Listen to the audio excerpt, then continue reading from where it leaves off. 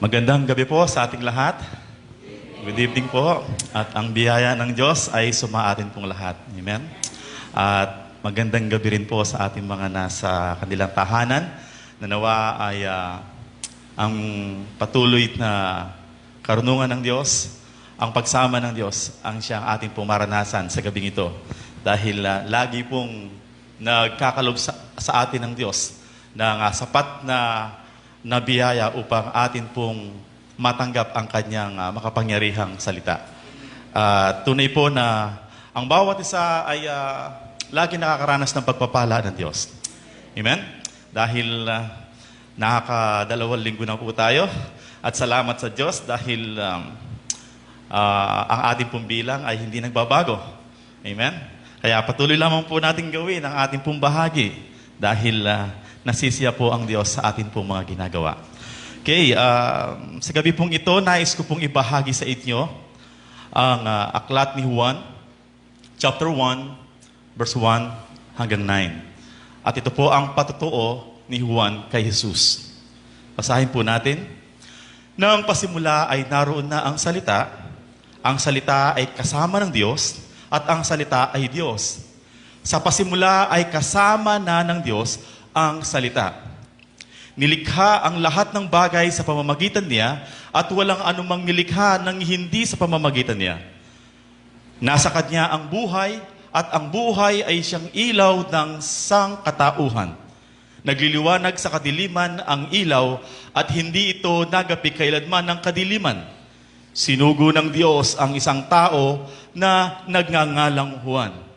Naparito siya upang magpatotoo tungkol sa ilaw at upang ang lahat ay sumampalataya sa pamamagitan niya.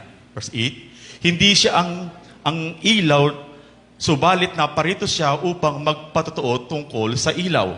Verse 9, ito ang tunay na ilaw.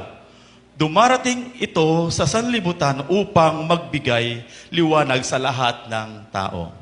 Pinagpala po ng Diyos ang pagkabasa ng kanyang buhay at makapangyarihang salita.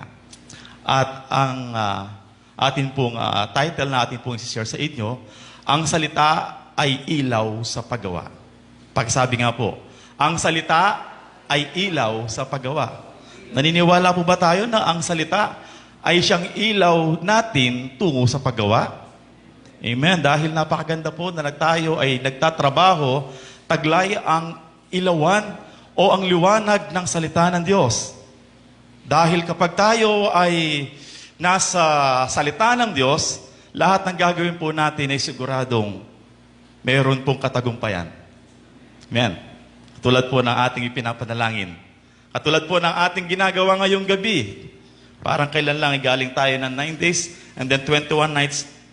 And now, nandito po ngayon tayo sa night of prayer. Kaya, nasa-challenge po tayo na gumawa dahil taglay po natin ang salita ng Diyos na siyang ilaw sa ating mga buhay. And my proposition for tonight, ang taong tumanggap ng biyaya ng Diyos ay gagawa sa panahong ito. Amen? Na tayo mga tumanggap ng biyaya ng Diyos, kasama ka sa paggawa sa panahong ito.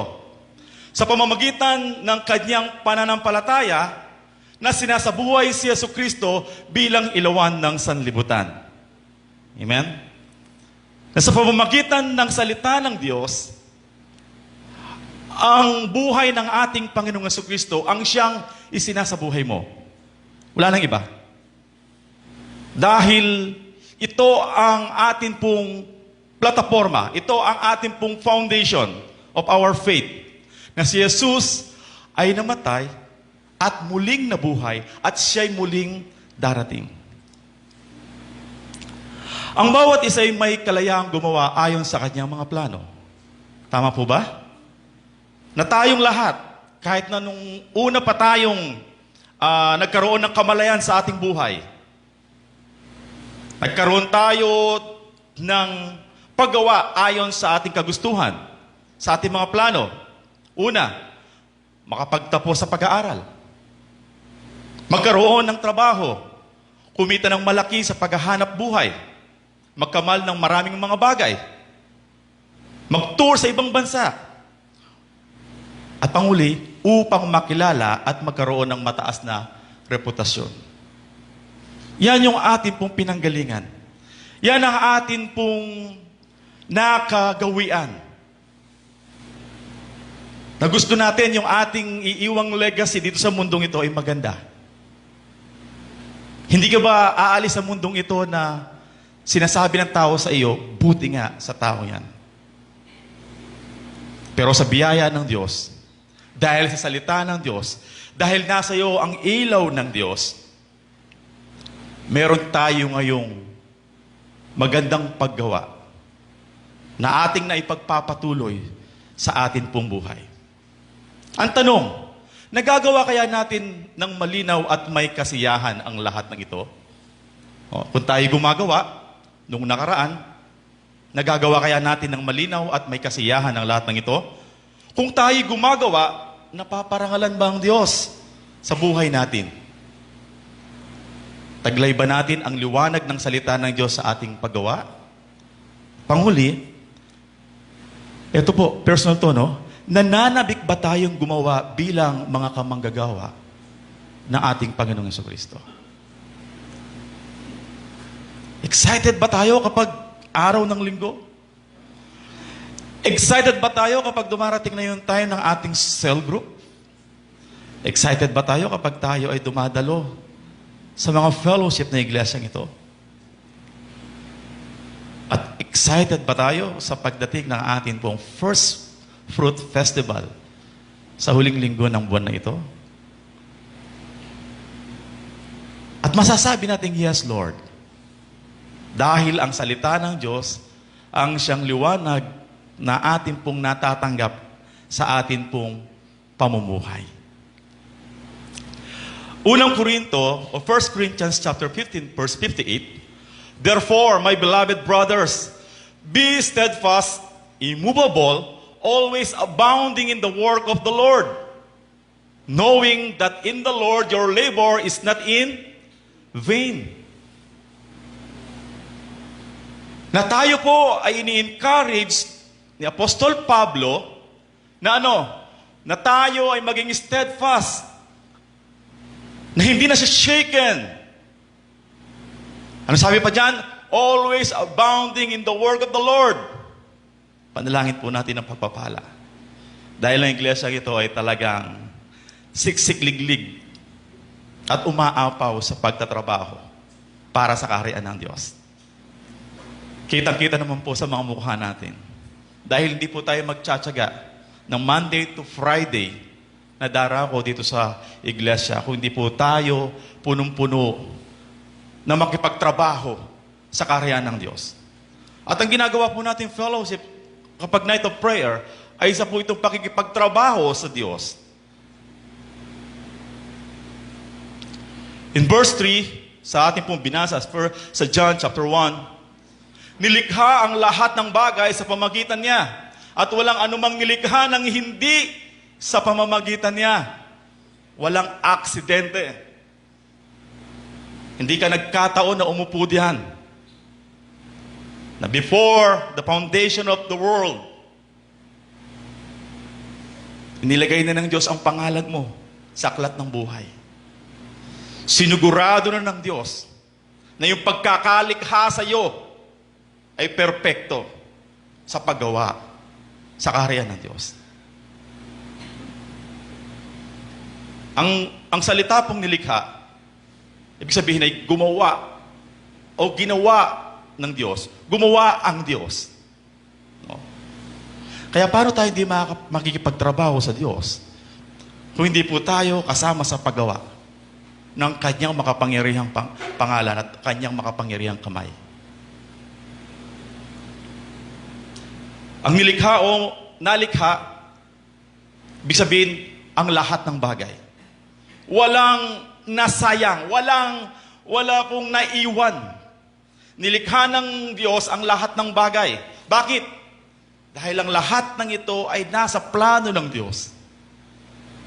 Kasama ang lahat ng bagay na nangyayari sa iyo, sa plano ng Diyos. Tignan po natin ang mundo. Ang mundo ang pinakamagandang planeta sa kalawakan, di po ba? Sa mundo rin natin makikita ang lahat ng magagandang bagay na nabubuhay. Kapag nanonood tayo ng Discovery Channel, ano po ang napapansin natin dun sa mga ipinapakita nila?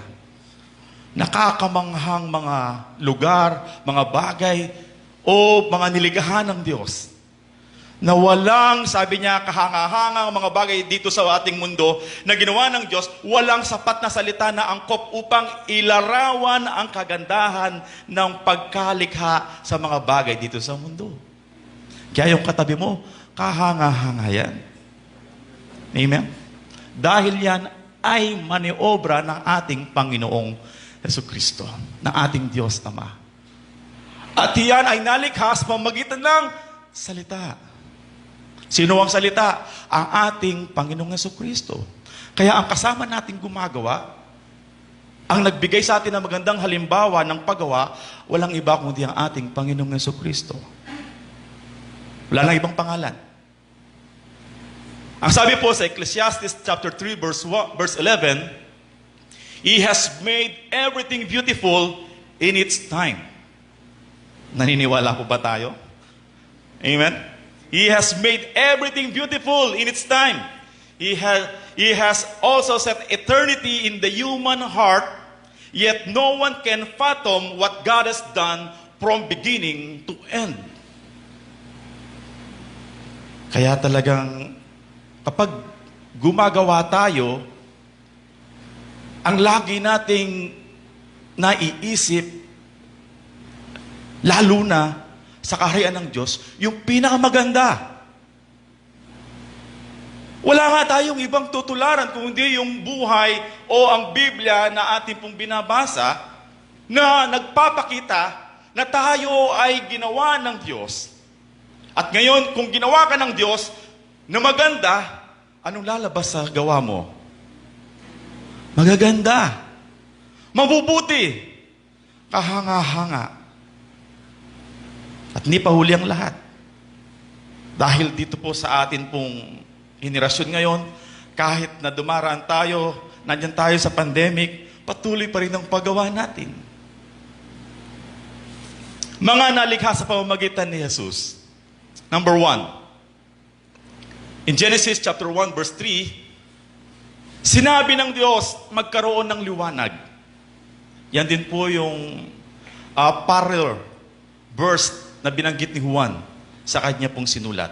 Sabi ng Diyos, magkaroon ng liwanag. At nagkaroon nga. Amen? Napakaganda na tayo po ay naliliwanagan ng salita ng Diyos. Napakaganda nang dumating ang mabuting balita sa atin.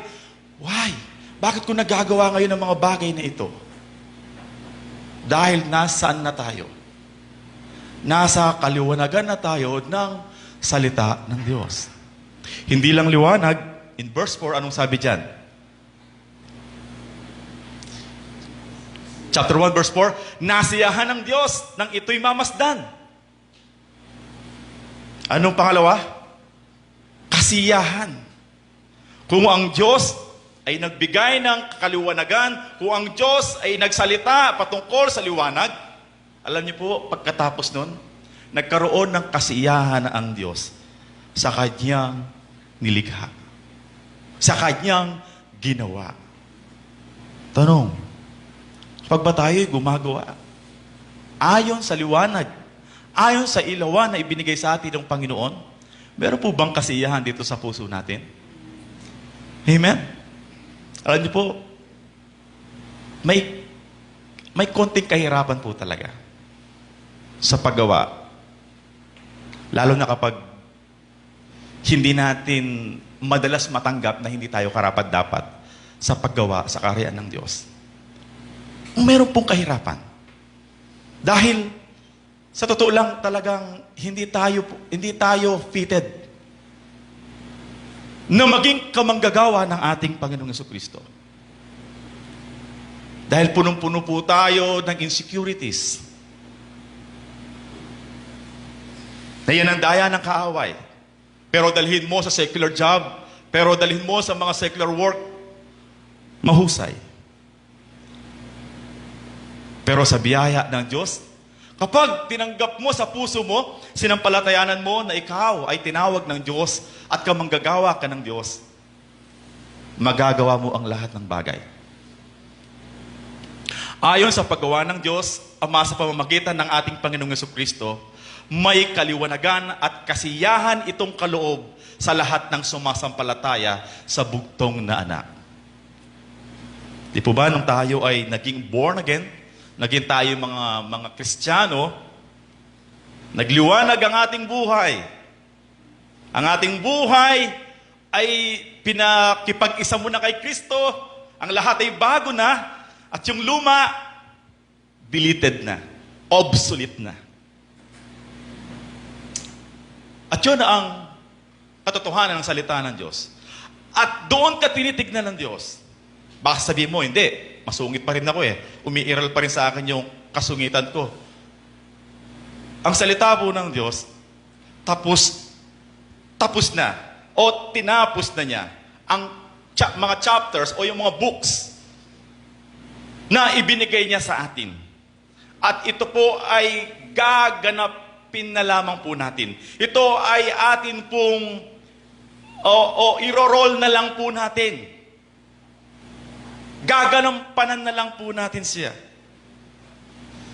Kung paano ang salita ng Diyos, ang siyang ilaw at asin, ang siyang nagpapatotoo sa mabuting balita, diyan ka. Yan ang katotohanan ng pagkatawag at pagkapili sa iyo ng Diyos. Pero noong nagkasala ang tao sa Diyos, nawalan ng liwanag at kasiyahan ng tao dahil saan? Sa kasalanan. Naging Naging madilim at malungkot ang lahat. Bukas po ay wala tayong kuryente. Daytime yun, ha? Pero yung iba sa atin, o yung karamihan sa atin, hindi tayo komportable. Why? Walang power Pag walang power, malungkot. Pag walang liwanag, mahirap gumalaw. Hindi ka komportable. Bakit walang liwanag? Dahil noon ay nagkasala ang tao sa harapan ng Diyos. Nawala yung liwanag, nawala yung kasiyahan ng tao sa pakikipag-fellowship niya sa Diyos. At salamat dahil ngayon, amen, na-redeemed na tayo ng Diyos. Naibalik na tayo ng ating Panginoong Jesucristo sa kaliwanagan at kasiyahan sa harapan ng Diyos. Kaya tayo po ay punong-puno ng kasiglahan sa iglesyang ito. Amen? Tayo ay punong-puno ng kagalakan sa presensya ng Diyos. Sa bawat oras ng pagpupuri, sa bawat oras ng pagbibigay, sa bawat oras ng pakikinig at pananalangin, nandiyan ka. Nandiyan tayong lahat upang gumawa. Ngunit, hindi hinayaan ng Diyos na magpatuloy sa paglakad sa kadiliman ang sanlibutan. Binigay niya sa sanlibutan ang kanyang bugtong na anak upang magbigay liwanag sa lahat. Sa lahat ng mga nilikha ng Diyos. Pero, priority po tayo ng Diyos. Amen? Tayong kanyang mga espesyal na nilikha. Saan tayo nilikha? Sa pamamagitan ng makapangyarihang kamay ng Diyos. Hindi tayo nilikha ng katulad ng liwanag. Hindi tayo nilikha ng katulad ng kalangitan. Hindi tayo nilikha ng katulad ng mga animals, ng mga puno, ng mga isda. Pero pagdating sa atin, iba ang pagkakalikha sa atin ng Diyos. Kaya ngayon, paano tayo gagawa ngayon? Bibigay ba natin yung yes natin sa Diyos? At pagkatapos nun, nakakalimutan na natin? Ay, pasensya na, nakakalimutan ko kasi yung aking ipinangako. Ay, pasensya na dahil isang linggo na kasing nakakalipas, di ko na maalala. na wala yung ating paggawa. In verse 9, in chapter 1 ng John, ito ang tunay na ilaw. Dumarating ito sa sanlibutan upang magbigay liwanag sa lahat ng tao. Present progressive. Ibig sabihin, nagpapatuloy po ito. No? Nung sinabi niya na dumarating ito sa sanlibutan upang magbigay liwanag dahil hindi pa tapos ang Diyos sa mundong ito. Dahil hindi pa po lahat ay nabigyan o nabahaginan ng mabuting balita. Ang hudyat, kapag lahat ay nakarinig na ng mabuting balita, darating na ang ating tagapagligtas. Tayo ngayon ay pinananahanan ng tunay na ilaw. Amen? Maliwanag po ba ang pagiging Kristiyano natin ngayon? Tunay nga po ba na pinananahanan tayo ng tunay na ilaw? Nagpapatuloy upang umabot sa mga taong nasa kadiliman. Yung katabi mo, dati hindi mo naman kasama dyan yan. Amen? Sino bang mag-aakala na yung nasa likod mo, yung nasa harap mo, ay kasama mo ng aktibong dumadalo dito sa C4PGI family? Masarap po ba maging pamilya ng C4PGI? Amen? Dahil sa pangalan pa lang, Christ-centered. Na tayo ay pinananahanan ng ilaw, walang iba kundi ang ating Panginoong Jesucristo. Kaya patuloy tayong gumawa at umabot ng mga taong nasa kadiliman. Ano ang ating testimony? C4PGI testimony. Ano ang ating pong patotoo? Katulad ni Juan. Ang ilaw o liwanag ay gumagawa sa araw-araw nating buhay. Ang ilaw o liwanag ay ang magandang balitang mula sa buhay ng ating Panginoong Jesucristo. Mula sa lumang tipan hanggang sa bagong tipan, hindi ito nagbabago sa kanyang paggawa para sa kaligtasan ng sanlibutan. Amen?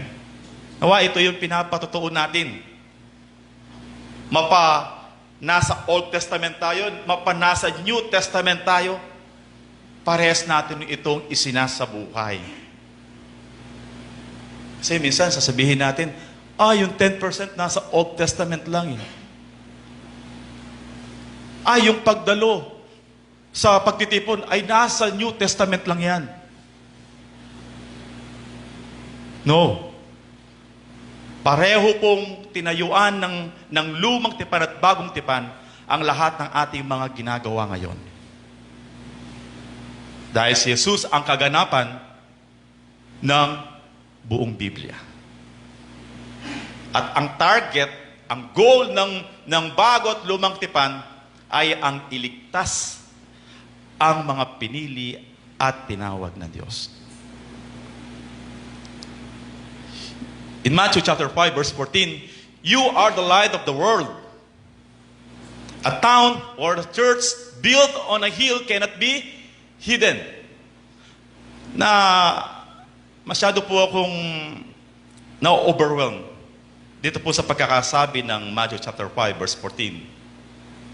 Dahil kapag tinanggap ko po ito sa aking pong buhay, parang paano ko ilalagay ang aking sarili sa mundo o sa bayan.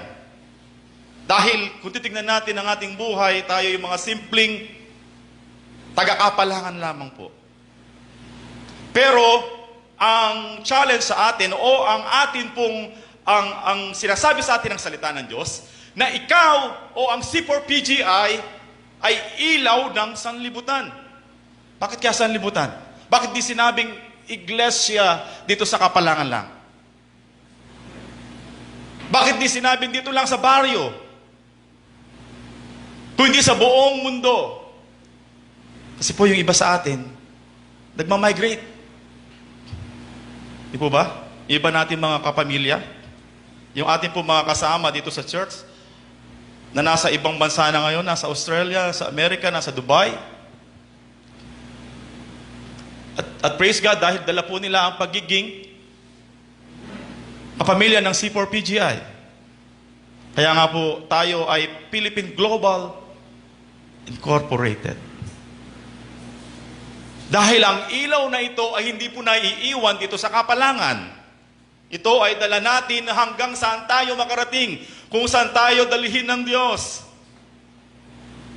Kaya ang salita ng Diyos, hindi tayo inilalagay sa isang box lamang eh. Hindi tayo inilalagay ng Diyos sa isang lugar katulad ng ating tahanan. Kailangan mo lumabas, kailangan mo magtrabaho, kailangan mo mag-aral, kailangan mong lumayo. At sa paglayo mo, ikaw ay ilaw ng lugar na pupuntahan mo. Na kailanman na hindi ka pwedeng itago. Pero minsan dala ng baby pa yung fake, yung iba, nahihiyang manalangin kapag kakain kasama yung mga unbelievers. Nahihiyang magpakilala na, oo, born again ako.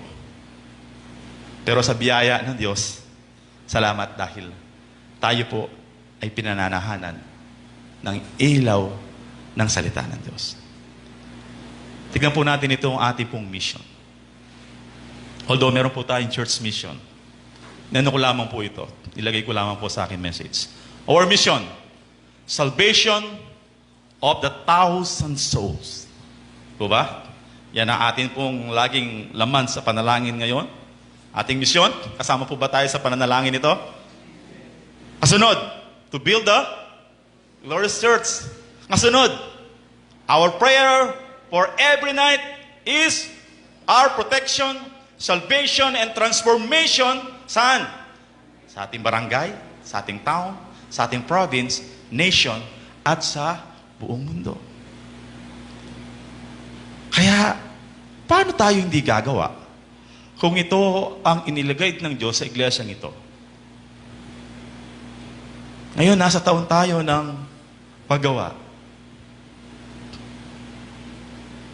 At nakaka-amaze dahil libo po ang pinag-uusapan dito. Kasi sawa na tayo sa hundreds. Kaya ang challenge sa atin ngayon, 1,000 na. Amen. Ano pa? Hindi na po tayo kakasya dito. Ano ngayon ang ating ibinigay sa atin ng Diyos? Ilang hektarya? 1.6. Although meron po talagang pinagdaraanan ng iglesia sa pagpapatayo nating Glorious Church, pero naniniwala tayo na yun ay may tatayo. Amen? At yun yung mangyayari sa kalooban ng Diyos at sa kapangyarihan ng Diyos dahil sa ating patuloy na pakikibahagi sa paggawa. Dahil ikaw ang tao ng paggawa sa taong ito. At paano natin ito sa-summarize? Paano natin ito titignan ng kabuuan? Nasa Great Commission po tayo. The Great Commission na ibinigay, na iniwan sa iyo, sa atin, ng ating Panginoong Jesucristo. In John chapter 8 verse 12, muling nagsalita si Jesus sa mga tao. Sinabi niya, ako ang ilaw ng salibutan, ang sumusunod o gumagawa sa akin ay magkakaroon ng ilaw sa kanyang buhay at di nalalakad saan?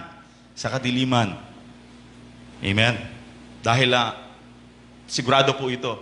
Kapag tayo ay sumunod, kapag tayo ay gumawa, kasama ang ating Panginoong Jesucristo, kasama ang salita ng Diyos, definitely wala na tayo doon sa kadiliman.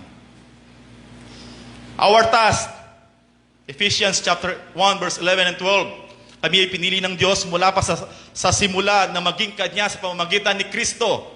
Ayon sa Kanyang plano. Just imagine. Plano ng Diyos na makaupo ka dyan. Plano ng Diyos na maging kabahagi ka sa C4PGI.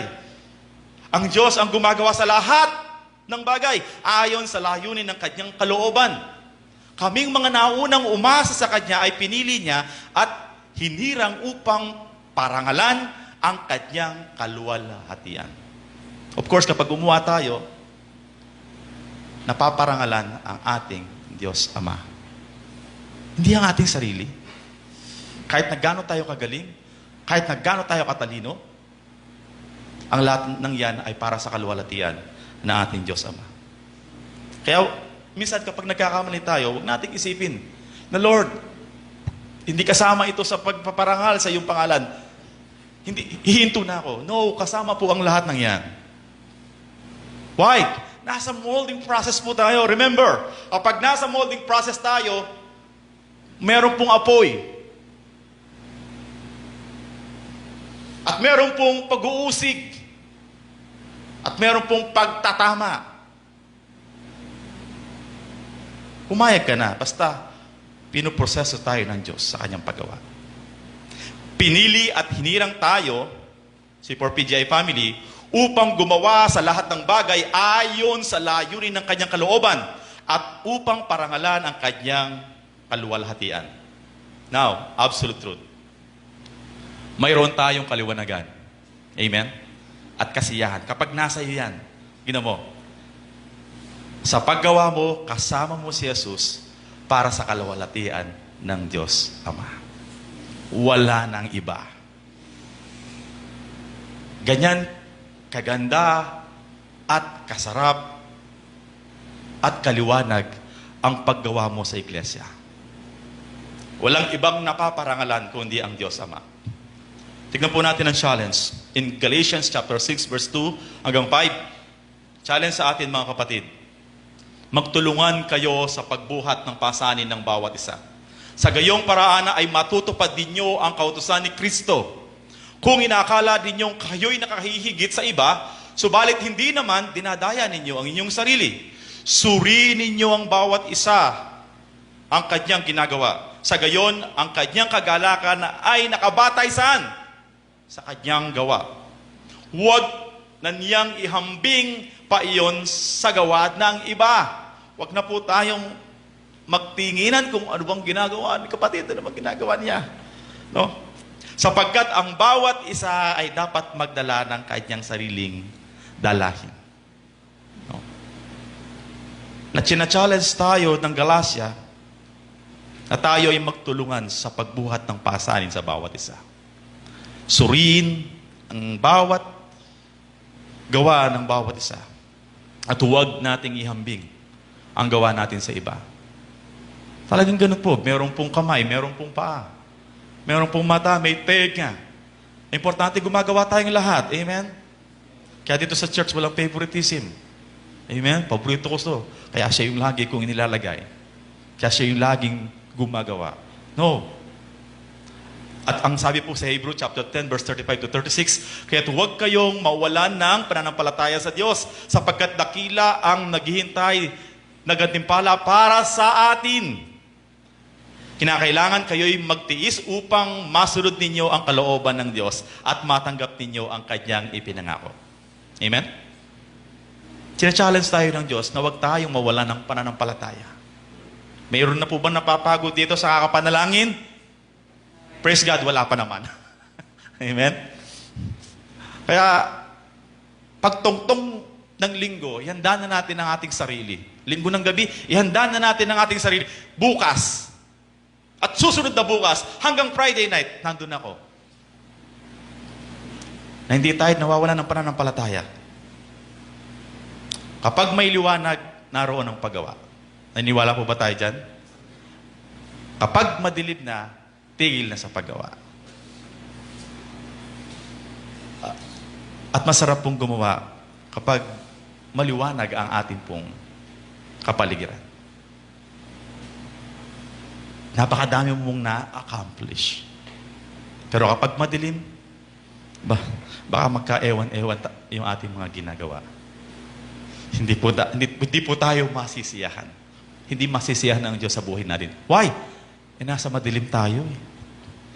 Tayo nga ay inalis na ng Diyos sa kadiliman, inilagay na nga niya tayo saan? Sa liwanag.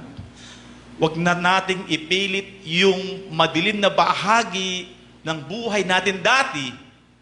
Napilit pa natin yung binabalikan. Ano nangyari doon sa asawa ni Lot? Nung pilit silang lumalayo doon sa kadiliman o doon sa kasalanan o doon sa tinutupok ng Diyos na lugar, ang salita ng Diyos sa kanila, huwag kayong lilingon. Huwag na ninyong babalikan ng tingin yung lugar na yon. Anong nangyari po sa asawa ni Lot? siya po ay naparusahan. Tignan po natin ang isang quotation. If you just want to walk fast, walk alone. But if you want to walk far, walk together. Amen? Kapag gusto po nating lumakad ng mabilis, definitely, pwede po tayong lumakad na mag-isa. Pero kung gusto po nating lumakad ng malayo, kailangan mo yung katabi mo. Amen? Dahil maraming may tutulong yan. At marami ka rin may tutulong sa Kanya. My prayer of blessings, magliwanag at masiyahan nawa tayong mga tao ng paggawa sa pagsunod kay Jesus na siyang unang gumawa at nananatiling gumagawa na kasama natin para sa katuparan ng kaligtasan ng maraming kaluluwa. Hindi pa po tayo tapos. Yung mga kaibigan natin, yung mga kamag-anak po natin, patuloy po natin silang ipanalangin. Maging matatag at magdalahan tayo ng gawa upang manatiling masigla ang ating pananampalataya kay Jesus. Sino po ba dito ang gustong maging masigla yung kanyang pananampalataya? Maging bahagi po tayo ng ating pong mga fellowship. Amen? Di po ba yung apoy kapag nahiwalay sa kanyang kapwa-apoy, ano nangyayari sa kanya? Unti-unti itong nawawalan ng init hanggang ito ay manlamig na. Kailangan mo yung katabi mo. Kahit na minsan pumapalpak yan, kailangan mo pa rin yan. Amen? Dahil dati ganyan ka rin naman eh. Una-unahan lang yan.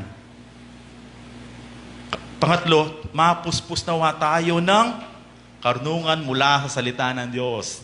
Napakayaman ng iglesyang ito sa karunungan ng Diyos. No? Palaging manalangin at sumamba sa buhay na Diyos. Ginagawa po ba natin ang tatlong ito? Amen. Praise God, dahil hindi po tayo nahuhuli sa paggawa ng tatlong ito. Kaya naniniwala ako sa henerasyong ito, bagamat tayo po ay maraming pinagdaraanan, hindi po yan ang tinitignan ng Diyos. Tinitignan ka ng Diyos kung paano tayo gumawa. Amen? Hayaan po natin yung mga nagsasabi. Piliin natin yung sinasabi ng salita ng Diyos. Importante, yung instruction sa iyo ng Diyos every night, every day ng ating buhay. Kaya nawa patuloy po tayong maging masigla sa paggawa sa kaharian ng Diyos. Pagpalain po tayo lahat ng Diyos. Tayo pong lahat ay tumayo.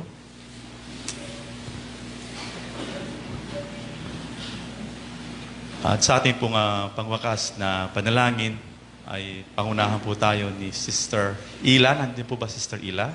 Ron? Okay, Sister Ila. Please lead us sa closing prayer. At patuloy po nating ipanalangin ang ating pong mga kalugar na nakakaranas po ng karamdaman dulot ng pandemic. At patuloy po natin ipanalangin ang ating po mga mahal sa buhay na nakakaranas din ng iba't ibang klase ng karamdaman. Tayo po ay tumugon sa mensahe ng Diyos, ikaw lamang ang Panginoon.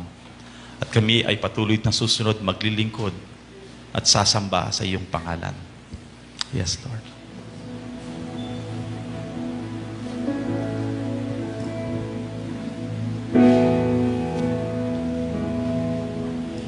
Ikaw lamang ang Panginoon. Yes, Lord. Ikaw lamang ang minamahal. Sa'yo lamang ako maglilingkod. Sa'yo lamang ako ay sasamba. Isan pa, ikaw lamang. Ikaw lamang ang Opo, aming Diyos. Hallelujah. Ikaw ang Diyos ng buhay namin. Ikaw lamang ang aming minamahal. Oh, sa'yo maglilingkod sa'yo lamang ako ay sasamba. Iniibig kita ng buong puso, ng buong isipan, kaluluwa, at tanging sa'yo lamang iniaalay ang buhay, pagkat ika'y minamahal. Jesus, maglilingkod sa'yo, maglilingkod sa'yo ng buong puso, ng buong isipan, kaluluwa, at tanging sa'yo lamang iniaalay ang buhay, pagkat ika'y minamahal. Jesus, pagkat ika'y minamahal. Jesus, pagkat ika'y minamahal.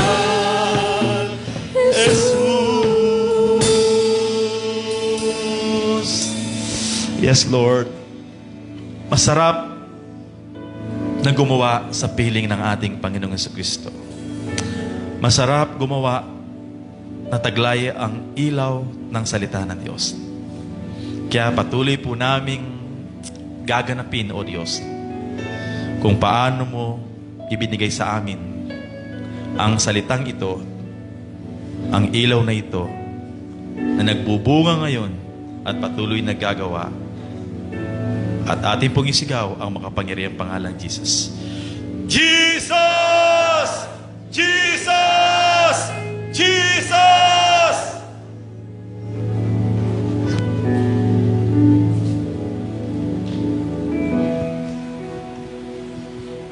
Yes, Lord. Hallelujah. Sige po, sama-sama po tayong tumulog sa presensya ng Panginoon sa gabing ito. Yes, Lord. Yes, Lord. Hallelujah. Hallelujah. Yara shaka yara bakande. Yara babababakanda rashika yara bakande. Yes, O Lord. Aming Diyos na mabuti. Aming Diyos na dakila. Aming Diyos na banal. Aming Ama na makapangyarihan sa lahat. Maraming salamat po sa gabing ito. Salamat po, Panginoon, sa patuloy, Lord, na pagbibigay mo po sa amin ng iyong mga salita.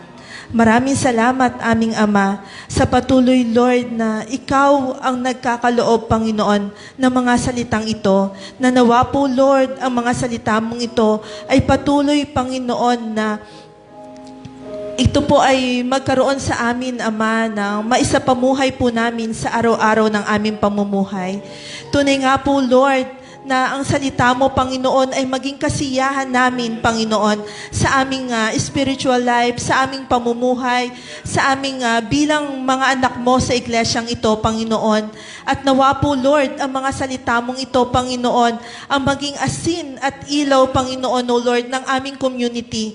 Tunay nga po, Lord, sa community ito, Panginoon, magliwanag ka. Magliwanag, Panginoon, ng iglesyang ito, Panginoon, sa community ng Sulipan, Kapalangan, Panginoon, O Lord, at Gatbuka, at buong Apalit, Panginoon, at buong Pampanga.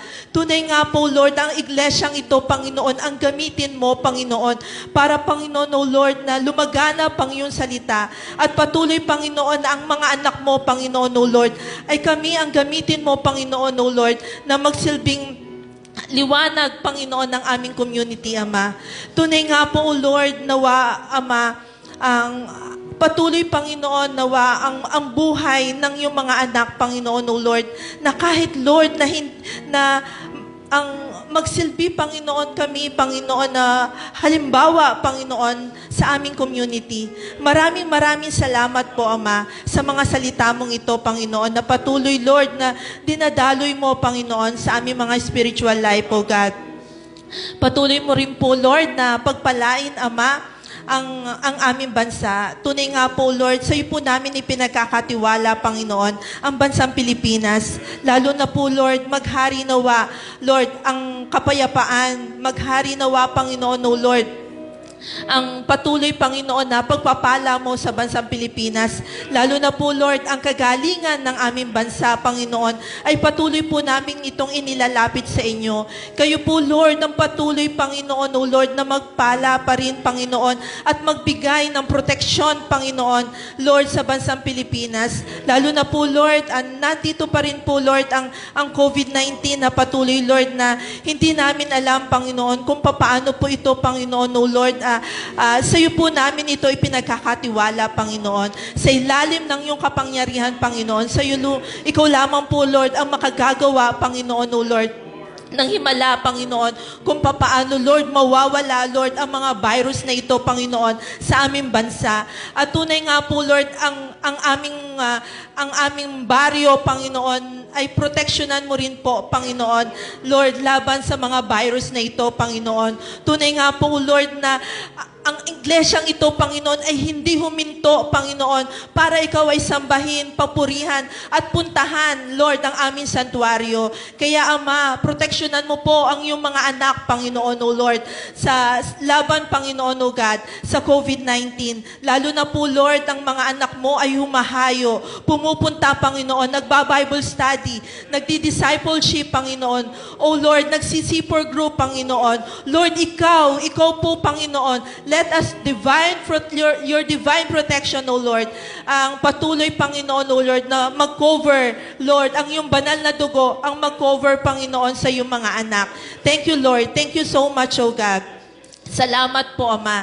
Salamat din po, Panginoon, O Lord. Inaalala din po namin, Panginoon, ang Glorious Church. Ama, sa iyo po namin ipinagkakatiwala, Panginoon, ang lahat.